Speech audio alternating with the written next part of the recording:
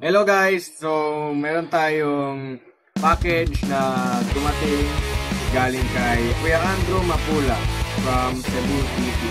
So, dito na natin. Okay. Yun o. Alright. Meron tayong cap or sombrero. Sa tool. Yan o. Alright. Medyo pabit pero okay na. And meron din tayo, box pa lang.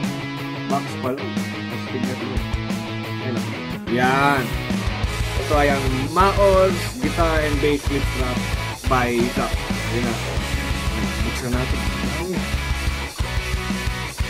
Yun. Nice. Wow. Meron tayong fatigue and black. Yan labas ko. Pakita muna natin mga hardware. So, meron siyang mga stickers and ito ay para sa strap yung lock niya or mga screw. Siyempre, dito na tayo sa strap. Oh, yun. High quality Maoz. Ito rin yung isa na fatigue Maoz. Gawa to pareho sa nylon. So, ganda nung quality yung pagkagawa ng strap. Solid.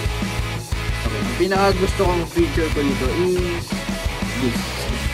The secret pattern. Lagyan siya ng pick. Dunlop. Ito yung ginagam kong pick. Dunlop. So, hindi na mawawala yung pick. Hindi na mapupunta sa outer stage yung pick nito. Right?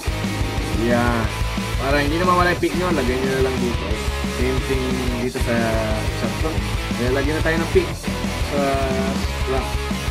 Ang maganda rito guys, this is a Philippine-made strap. Gawang Pinoy. Galing from Cebu City. And super proud ako na nagkaroon ako nito. Excited ako na matry ito sa guitar. So, maraming salamat Zap and Kuya Andrew para sa regalo na to. Okay. Try natin sa guitar. Ito na guys yung strap. So, as you can see, nakalock na dito. Pati na rin dito sa kabila. Ayan. At gawin nyo na lang, since clip strap to, ayan. Ayan. May clip. Clip nyo lang siya. Boom! So, quick release din siya. So, kung tatagalin nyo lang.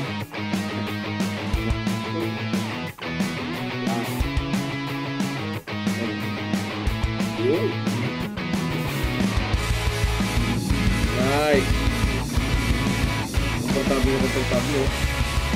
Kung gusto nyo ikabit o gusto nyo nalaman kung paano ikabit itong strap, ito. Kasama siyang manual. Ang mga screws and washers. Kung gusto nyo rin, kasama na rin sa sticker. Yan. Zap. May robot pa. Kung gusto nyo i-order ito, ilalagay ko yung links below. Available to sa Zap and Music Lab Cebu. So again, maraming salamat kay Kuya Wazap Andrew and Zap. Thank you very much. See ya.